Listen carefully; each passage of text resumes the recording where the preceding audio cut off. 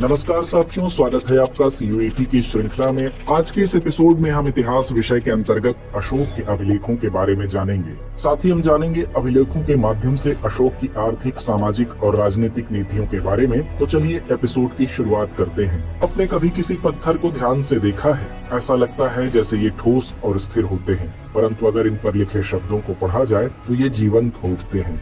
गौर करें तो हर शिलालेख के पीछे अपनी एक कहानी होती है, और आज हम एक ऐसी ही कहानी की बात करेंगे जो उस महान सम्राट की बात करता है जिसने पत्थरों पर अपने विचारों को उकेरा और अपनी बात को सदियों तक जीवंत बनाए रखा है, जिससे आने वाली पीढ़ियां याद रखें। क्या आपको पता है हम किसकी बात कर रहे हैं? दरअसल हम बात कर रहे हैं सम्राट अशोक के शिलालेखों की, जो केवल पत्थर ही नहीं बल्कि दया, शांति और करुणा का संदेश फैलाने वाली धरोहर है। तो चलिए जानते हैं इन शिलालेखों के पीछे का इतिहास।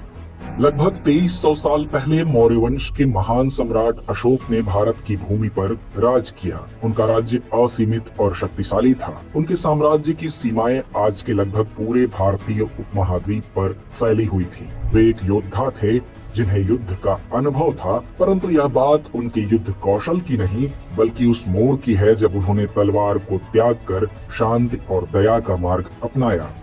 अशोक का जीवन एक महत्वपूर्ण घटना कलिंग के युद्ध के बाद बदल गया। यह युद्ध रक्तपात और विनाश का प्रतीक था, जिसमें हजारों सैनिक और निर्दोष नागरिक मारे गए थे। अशोक ने जब उस युद्ध का परिणाम देखा तो उनका हृदय द्रवित हो गया। उन्होंने महसूस किया कि सत्ता और विजय से बढ़कर कुछ और भी है, शायद मानवता। यहीं से उनका एक नया अध्याय शुरू हुआ, जहां उन्होंने हथियारों की बजाय शांति का संदेश देने का निर्णय लिया, और यही संदेश आज भी हमें उनके शिलालेखों के रूप में देखने को मिलता है।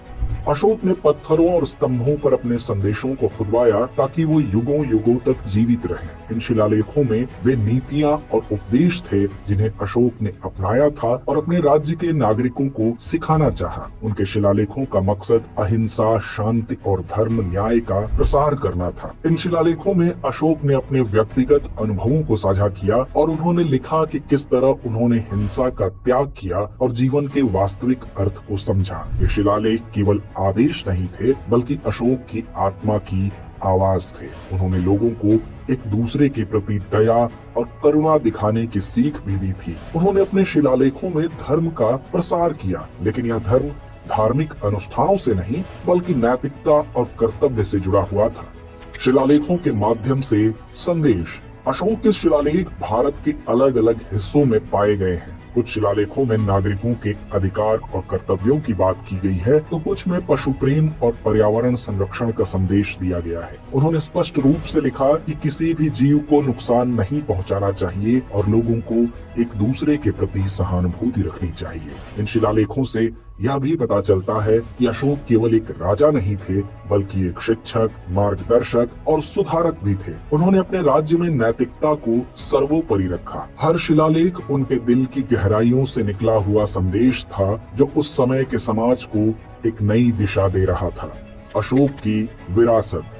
आज भी जब हम अशोक के शिलालेखों को देखते हैं तो हमें उनके भीतर छिपी शांति और करुणा का संदेश महसूस होता है। उनका यह कदम उस समय के लिए अद्वितीय था क्योंकि उन्होंने एक विजेता सम्राट के रूप में खुद को नहीं बल्कि एक शांतिदूत के रूप में स्थापित किया था। उनके शिलालेख आज भी भारतीय संस्कृति का महत्वपूर्ण हिस्सा हैं, जो हमें यह याद दिलाते हैं कि असली शक्ति हिंसा में नहीं बल्कि शांति और करुणा में होती है। तो यह थी अशोक और उनके शिलालेखों की बात। वे शिलालेख जो केवल पत्थरों पर उकेरे गए शब्द नहीं बल्कि सदियों पुरानी सीख हैं, जो हमें आज भी मानवता, करुणा और शांति का पाठ पढ़ाती हैं। अशोक ने अपनी विरासत को इन्हीं पत्थरों के माध्यम से अनंत काल तक के लिए अमर कर दिया। तो आइए अंत में नोट करते हैं आज का अभ्यास प्रश्न। अशोक के अभिलेखों में किन जीवों के प्रति करुणा का उल्लेख किया गया है? विकल्प ए मनुष्य, विकल्प बी हाथी, विकल्प सी गाय या विकल्प बी उपर्युक्त सभी। तो इस प्रश्न का जवाब कमेंट बॉक्स में देना ना भूलें। धन्यवाद।